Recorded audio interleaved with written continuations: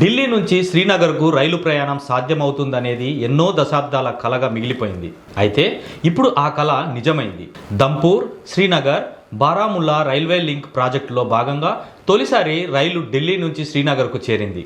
ఇది సాధారణ ప్రయాణ రైలు కాకుండా ప్రత్యేకంగా భద్రతా దళాల కోసం నడిపిన రైలు కావడం గమనార్హం.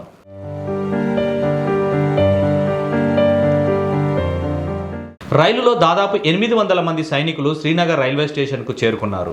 అమర్నాథ్ యాత్ర నేపథ్యంలో కేంద్రం భద్రతా ఏర్పాట్లను బలోపేతం చేయడం కోసం ఈ చర్య తీసుకుంది. జూలై నుంచి ప్రారంభమయ్యే యాత్రలో భాగంగా కశ్మీర్ లోయలో పెద్ద ఎత్తున భద్రతా దళాలను మోహరిస్తుంది.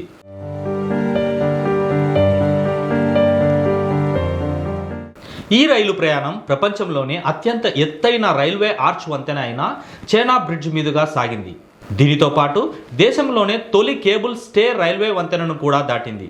ఇది దేశ రైల్వే చరిత్రలో ఒక మైలురాయిగా నిలిచింది. కత్రా రైల్వే స్టేషన్ నుంచి బయలుదేరిన ఈ ప్రత్యేక రైలు దాదాపు 10 గంటలుగా చెనాబ్ నదిపై నిర్మించిన ఆర్చ్ వంతెన మీదుగా శ్రీనగర్కు ప్రయాణించింది.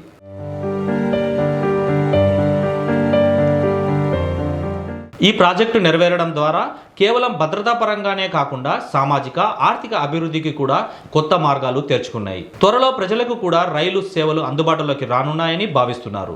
కశ్మీర్ను దేశ మిగతా ప్రాంతాలతో కలిపే ఈ USBRL ప్రాజెక్టు పూర్తి అవ్వడం దేశ విభజన భావనను తొలగించడంలో కీలకమైన ఘట్టంగా చెప్పవచ్చు.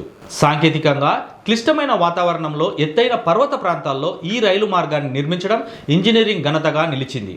భారత్లో రవాణా రంగాన్ని కొత్త స్థాయికి తీసుకెళ్లిన ఈ ప్రయోగం భద్రతా చర్యలతో పాటు ప్రాంతీయ అభివృద్ధికి బలమైన పునాది వేస్తుంది.